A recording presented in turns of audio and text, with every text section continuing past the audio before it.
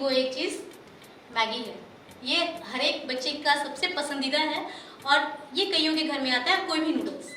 इसके अलावा न्यूट्रीला, चाय की पत्ती, तो ये सारी चीज़ें आपके यहाँ आती हैं। आप इसको खरीदने के लिए क्यों प्रेरित होते हैं? जब आप मार्केट जाते हैं आपके पास बहुत सारा विकल्प होता है। अगर आप एक साबुन ही खरीदने जाएं, एक चाय पत्ती ही खरीदने जाएं या फिर आप एक कलम ही खरीदने जाएं, आपके पास ढेर सारे विकल्प होते हैं। लेकिन उन विकल्पों में से आप किसी एक का चयन करते हैं। वो चयन आप किस आधार पर करते हैं? ज़्यादातर ऐसा होता है कि हम विज्ञापन के आधार पर करते हैं। विज्ञापन हमें यह बताता है कि उस वस्तु में क्या विशेषता है, उसमें क्या खास है जिसके लिए हम उसे खरीदें। बहुत ही रोचक है विज्ञापन के लिए लिखना, क्योंकि इसमें आप मात्र एक स्टेटमेंट में, मात्र एक वाक्य में आप अपनी चीज़ को बाजार में अच्छे तरीके से लॉन्च कर सकते हैं। तो यह बहुत ही मनोरंजक मुझे लगता है कि यह लिखना जो है विज्ञापन लेखन, ये बहुत ही मनोरंजक है। हालांकि विज्ञापन लेखन केवल ये जो प्रोडक्ट्स हैं इतने पर सीमित नहीं है, इसके और बहुत से आयाम हैं जिसके बारे में हम चर्चा करेंगे, लेकिन यह सबसे लोकप्रिय आयाम है क्योंकि विज्ञापन को हम ज़्यादातर इसी रूप में मानते हैं। तो अब यहाँ पर आप देख रहे होंगे कि मैंने कई सारे चीज़ों का विज्ञापन लगाया हुआ है। आप देखेंगे कि यहाँ पर एक वाटर प्यूरिफायर का लगा हुआ है, यहाँ पर एक न्यूज़पेपर का विज्ञापन है, यहाँ पर एक ट्रैक्टर का विज्ञापन है, यहाँ पर एक तेल का विज्ञापन है, यहाँ पर न्यूट्रीला, मैगी और यहाँ पर चाय पत्ती का विज्ञापन है। इन सारे विज्ञापनों में आप देखेंगे कि वह एक नज़र में आपको ये बता देता है कि उसका प्रोडक्ट क्या है ना। सबसे पहले आप जब देखते हैं तो आपको वो एक नज़र में बता देता है कि उसका प्रोडक्ट क्या है या इस विज्ञापन के पीछे उसका मकसद क्या है। तो यह चीज़ हम लोगों को भी जानना होगा। यह 5 अंकों का है, तो अब इसको मैंने यहाँ पर सजा कर लिख दिया है कि 5 अंक पाए। अब इससे क्या फर्क पड़ा जब आपने चार्ट देखा? तो सबसे पहले आपको ये समझ में आ गया कि ये विज्ञापन लेखन है और इसको अगर हम देखेंगे तो हमें 5 नंबर यहाँ पे आराम से मिल जाएंगे। तो यह आपको आकर्षित करने के लिए यहाँ पे लिखा गया था। इसके बाद आप देखेंगे कि विज्ञापन का मतलब क्या होता है। वैसे किसी भी चीज़ की विशिष्टता को बताकर उसे प्रचारित करना, यही होता है। अब ये विज्ञापन कई प्रकार के होते हैं। अगर आपके घर में न्यूज़पेपर आता है, अगर नहीं तो वैसे भी अगर आप मतलब कहीं भी रहते हैं तो आपके आसपास विज्ञापनों का अंबार लगा हुआ है, बस आपको उसे ढूंढना है। तो आप देखेंगे कि नौकरी संबंधी विज्ञापन, आपके अगर कहीं घर में कोई बड़े भाई बहन है या कोई आपसे बड़े सदस्य हैं तो आप देखेंगे कि वो हमेशा नौकरी के विज्ञापनों को देखते होंगे। तो नौकरी का विज्ञापन आता है जिसमें बताया जाता है कि हमें कितनी योग्यता चाहिए और किस तरह के लोग हमें अपने काम के लिए चाहिए। इसके बाद है बिक्री हेतु वस्तुओं की विशेषता बताने वाले विज्ञापन। यह विज्ञापन हमारे लिए विशेष तौर से उपयोगी है।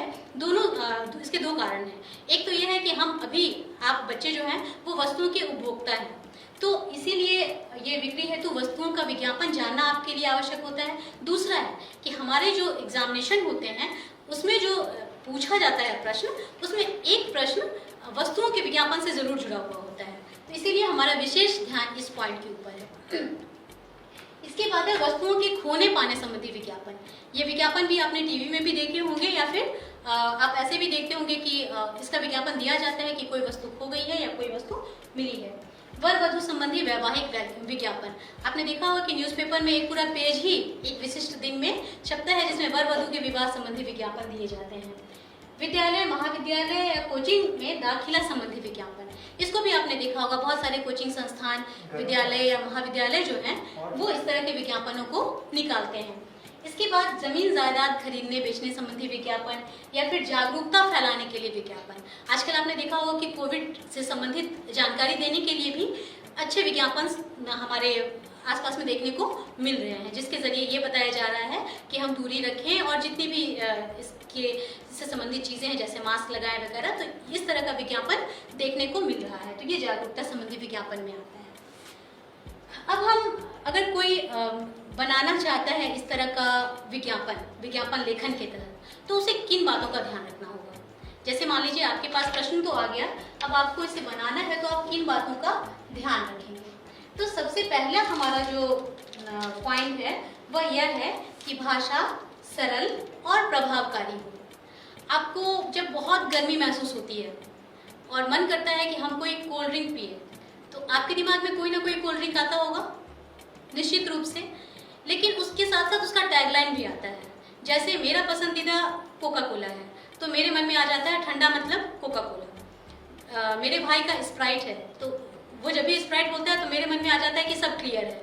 तो ये जो स्टेटमेंट उस विज्ञापन के साथ आ रहा है वो क्या है, वो उसका टैगलाइन है। यानी कि उसने अपनी भाषा को इतनी सरल बनाई है, इतना प्रभावकारी बनाया है कि वह हमारे मन में बस जाता है। जैसे मैगी है तो 2 मिनट्स नूडल्स, अब ये 2 मिनट में बने चाहे नहीं बने, लेकिन हमारे मन में वह वाक्य बिल्कुल घर कर चुका है।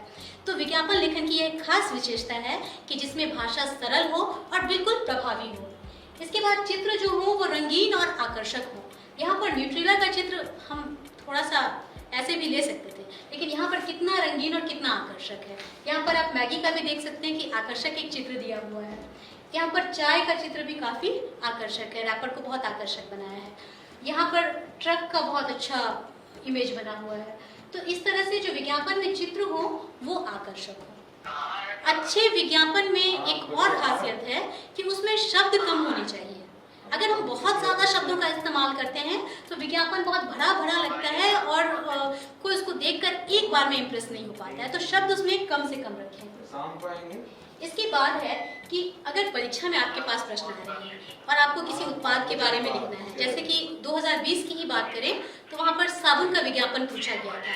तो अब वहाँ पर हमें ऐसे साबुन का नाम नहीं लिखना है जो बाजार में बहुत ज़्यादा प्रचलित है। आपको ऐसे साबुन का नाम लिखना है जो बाजार में प्रचलित नहीं है। आप वहाँ पे कोई नया नाम देंगे ताकि ये ना लगे कि आप एक प्रोडक्ट विशेष का विज्ञापन कर रहे हैं, तो आप उसको कोई नया नाम वहाँ पर देंगे। अब इसके बाद है कि अगर मान लीजिए बिक्री हेतु वस्तुओं की विशेषता बताने वाले विज्ञापन, ये हमारे लिए सबसे महत्वपूर्ण है। अगर हम इसको बनाने जा रहे हैं तो अब हम क्या क्या इसके लिए करेंगे। सबसे पहले हम क्या करेंगे कि एक बॉक्स का आकार बनाएंगे, और देखिए जैसे यहाँ पे मैंने एक बॉक्स का आकार बनाया हुआ है। उसके बाद ऊपर मध्य में विज्ञापित वस्तु का नाम मोटे अक्षरों में लिखा जाना चाहिए। अब साबुन का विज्ञापन है, बाकी सारे साबुन के तो बहुत सारे नाम हैं। यहाँ पे मैंने रखा है जीवन रक्षक साबुन, जो कि बाजार में उपलब्ध नहीं है। तो इसी तरह आपको भी एक अलग सा नाम लेना है और उस नाम को यहाँ पर मोटे अक्षरों में लिखना है। इसके बाद दाएं एवं बाएं किनारों पर सेल, धमाका, खुशखबरी, खुल गया जैसे लुभावने शब्द कि जिसको देखकर ही लोग आ जाए। आजकल के लिए आप क्या लिख सकते हैं, अभी जो सिचुएशन है उसमें ऑनलाइन उपलब्ध है, जो चीज़ें आजकल ऑनलाइन उपलब्ध है वो लोग ज़्यादा ले रहे हैं। तो आप इस तरह का कोई मतलब यहाँ पे लिख सकते हैं। जैसे यहाँ पर मैंने लिखा है 30% मुफ्त, 30% हाँ 30% की यहाँ पर छूट है, तो ये मैंने लिखा है। तो आप भी यहाँ पर इस तरह से कुछ लिख सकते हैं। इसके बाद मैंने लिखा है सभी दुकानों में उपलब्ध, तो आप ये लिख सकते हैं कि ये ऑनलाइन उपलब्ध है अभी की सिचुएशन में। तो आपको ये देखना होगा कि अभी कौन सी सिचुएशन है, इसमें हम क्या लिखेंगे तो मेरा प्रोडक्ट बिकेगा, उस हिसाब से आपको अपना विज्ञापन लिखना है। इसके बाद है कि दाएं एवं बाएं किनारों पर सेल, धमाका, खुशखबरी, खुल गया, ये तो हमने कर लिया है। इसके बाद है बाईं ओर मध्य में विज्ञापित वस्तु के गुणों का उल्लेख करना चाहिए।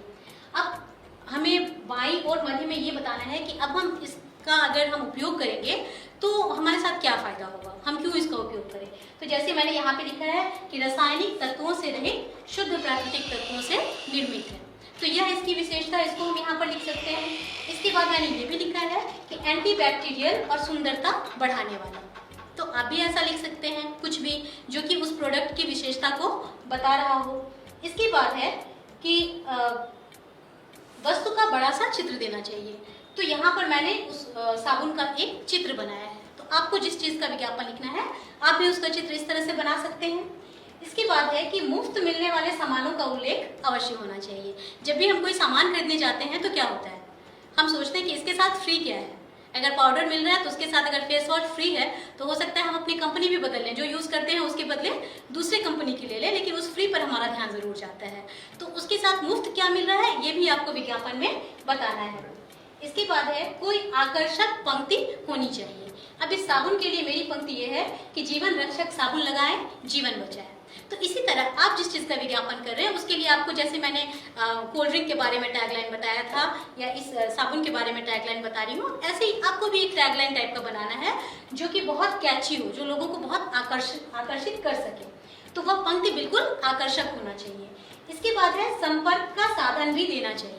अब मान लीजिए कि आपने कह तो दिया कि ऑनलाइन उपलब्ध है, ये भी कह दिया कि मार्केट में अवेलेबल है, लेकिन अगर मान लीजिए इसके बारे में मुझे कुछ जानना है, तो उस जानने के लिए कोई कॉन्टैक्ट का नंबर भी होना चाहिए। तो यहाँ पर नीचे मैंने संपर्क करें लिखा है, लेकिन याद रखिएगा परीक्षा में कभी भी अपना नंबर, मोबाइल नंबर सही मत दीजिएगा। तो यहाँ पर मैंने क्रॉस कर दिया है। तो हमेशा अगर आप ईमेल लिखें या मोबाइल नंबर लिखें तो ये ध्यान रखिएगा कि वो ओरिजिनल नहीं हो, वास्तविक नहीं हो, ना ही किसी और का हो। वहाँ पर आप क्रॉस कर देंगे तो काम आपका हो जाएगा।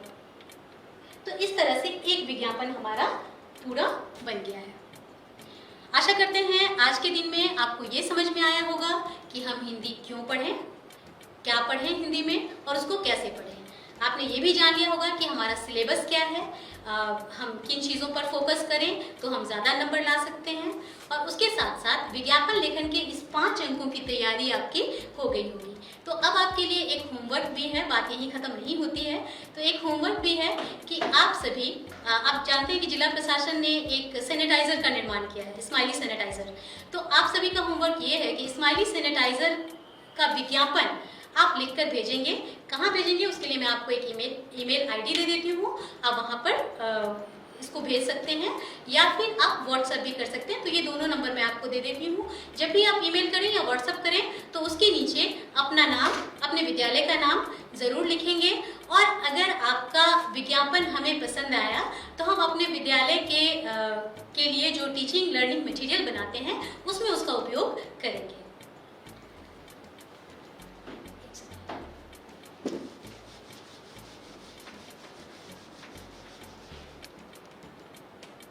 तो ये ईमेल आईडी है,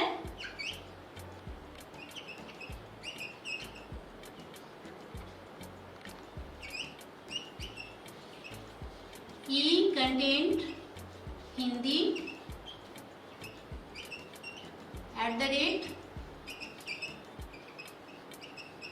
@gmail.com, और दूसरा हमारा है मोबाइल नंबर, व्हाट्सएप नंबर